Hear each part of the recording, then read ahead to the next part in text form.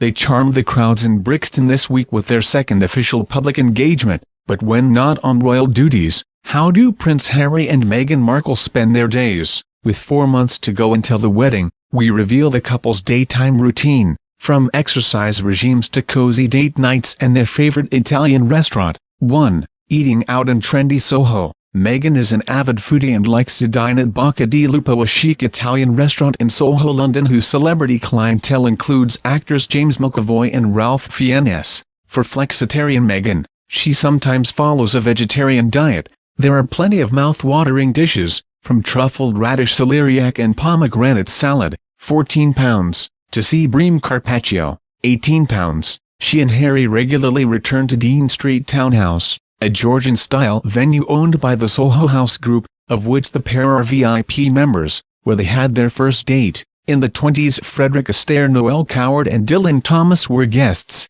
Today, cocktails, among them a Soho Negroni made from gin martini and bitters, cost £11 apiece. A few doors down is Soho House, where low-lit dining rooms, a private cinema and fireside snug offer a perfect retreat for the couple. They've also been seen at Little House, another private club in Mayfair, where Meghan brunches on £11 avocado and poached eggs, washed down with a £7.50 glow juice containing ginger, lime and guava. They share plates, says a member approvingly. The lighting's low and they don't get bothered. 2. Yoga and jogging. Both Meghan and Harry are fit and athletic, and like to start the day with exercise, while Harry heads off to the KX Health Club in Chelsea, a gym that costs £575 a month and whose members include actors Eddie Redmayne and Hugh Grant. Meghan prefers running 6-mile circuits around Kensington Gardens twice or 3 times a week. Recently, she has confined her outings to Kensington Palace Green, where she is protected from sightseers by a newly planted screen of hedgerow.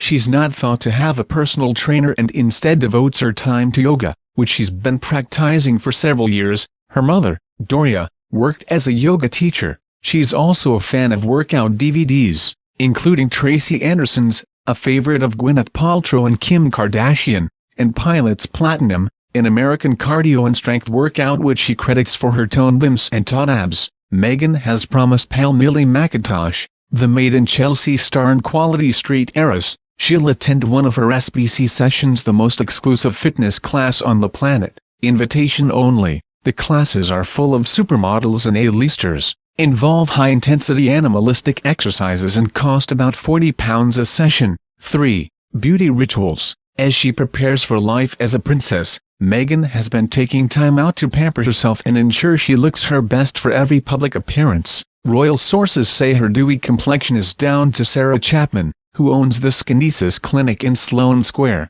London, and counts actresses Naomi Watts, Uma Thurman and supermodels Gigi Hadid and Jourdan Dunn among her devotees. Sarah, whose hands are reportedly insured for £1 million, is a skincare supremo whose treatments included a £220 LED light therapy facial and 60-minute skin resurfacing therapy for £450. There is reportedly a 6-month waiting list for her services, but Meghan, who swears by Sarah's £149 stem cell collagen activator duo and £44 ultimate cleanse, seems to have skipped the queue. She counts on Cheryl Riley of Nails and Brows Boutique in Mayfair for fortnightly manicures and pedicures, from £41 each, as well as the Audrey, a £48, 20-minute eyebrow shaping service, inspired by Audrey Hepburn, which promises to instantly lift the face. For more intensive treatments, Meghan visits Nicola Joss in Covent Garden, whose services included a £250 bespoke sculpting inner facial,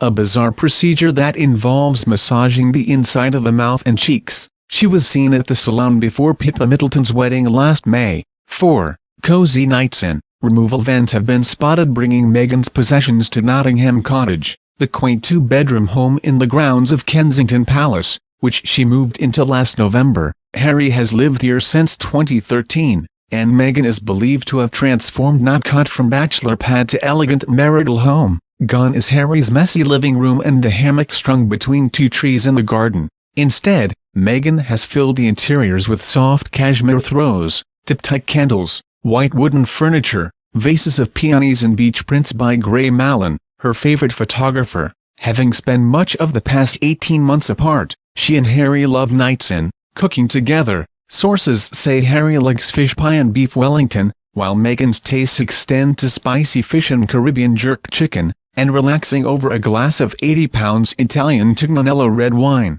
They regularly watch box sets on Netflix, and sources say they've recently enjoyed BBC shows Feud, Spiral and McMafia. A palace insider says, they're spending as much time as they can on their own together, with lots of casual suppers and TV.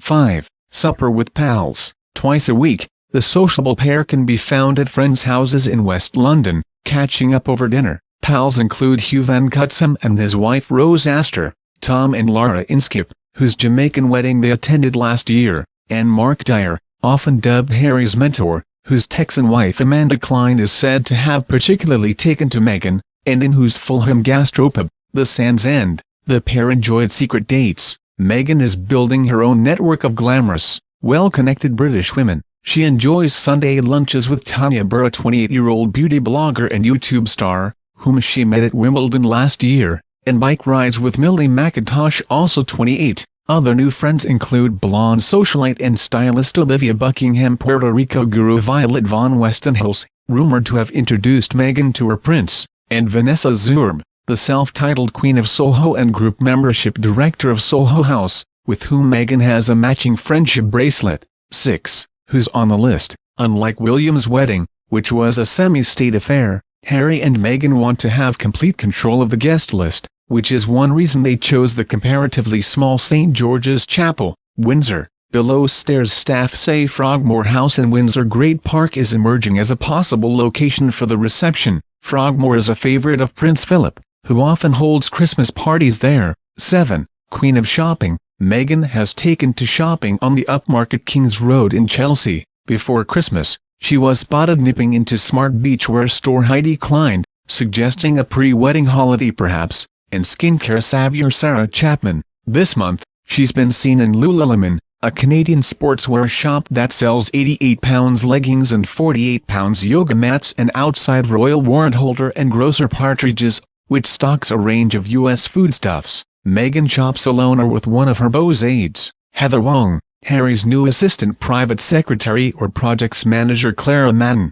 and when she's not on the King's Road, there are plenty of options on the couple's doorstep. Whole Foods, the U.S. grocer and organic food shop, is their weekly supermarket of choice. They've also been seen popping into the basement food hall of nearby M&S, while Meghan replenishes the peonies around the house from Kensington Flower Corner, an independent florist with a stall on the corner of the High Street. 8. Getting round town. One way to keep the paparazzi at bay is an ever-changing fleet of cars. One day it's Harry's sporty Audi RS6, the next a people carrier with blacked-out windows. Meghan has been seen behind the wheel of a blue VW Golf and has been driven in a Polo, and sometimes they'll grab a taxi. 9. A posh blow-dry. Meghan has struck up an unlikely friendship with Spice Girl turned fashion designer Victoria Beckham, whose 500-pound cashmere jumper she chose for her engagement shoot last month. The pair were reported to have met last summer and have stayed in regular contact via texts,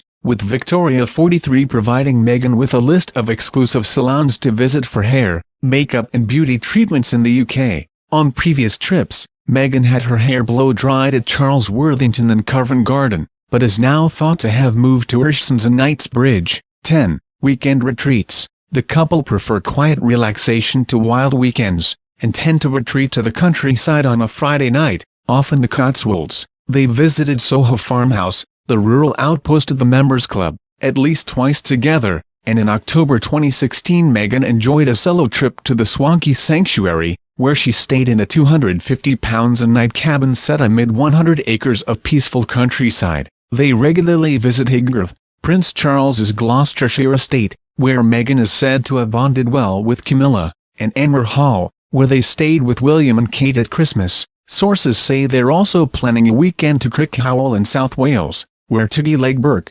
Harry's former nanny, has a picturesque B&B. The weekends also serve as useful scouting sessions. Palace insiders say Meghan and Harry are searching for a home outside London, probably in the Cotswolds. Royals, however, rarely buy their own homes. The Queen provided Anmer Hall for William and Kate, and Charles's Duchy of Cornwall estate owns several properties he could make available to his son. 11. Dog lives in luxury. Dog lover Meghan was deeply disappointed to learn that she had to leave Bogart, a Labrador Shepherd mix and one of her beloved rescue dogs, behind in Canada, as he was too old to make the trip to Britain. He's now being looked after by some of her friends. Her Beagle Guy, however, Meghan's second dog, was flown over in November and has settled in well at Nottingham Cottage. On weekends when they're in London, the pair can be seen taking Guy, who has his own Union flag coat and only eats organic food, for walks in the palace grounds. When they fancy a change of scenery,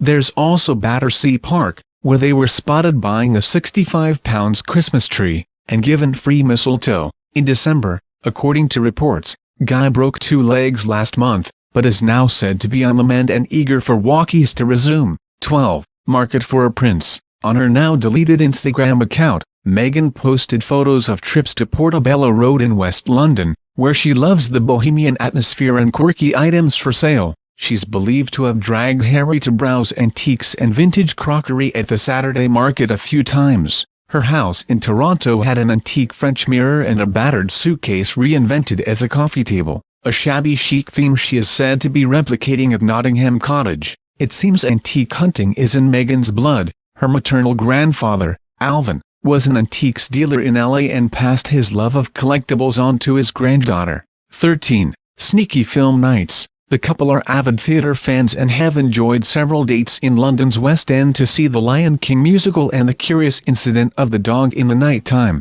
All in black and wearing beanie hats, they also enjoy regular cinema dates, slipping in unnoticed to screenings around Chelsea. 14. What about babies? Aides insist the couple will stay at Nottingham Cottage for the foreseeable future, but palace officials have begun inquiries to identify a suitable royal apartment for when they start a family. One possibility is moving back to St. James's Palace, where Harry and William lived with Charles after Diana's death. Another includes the swanky home at Kensington Palace, currently occupied by the Duke and Duchess of Gloucester, once they retire from royal duties.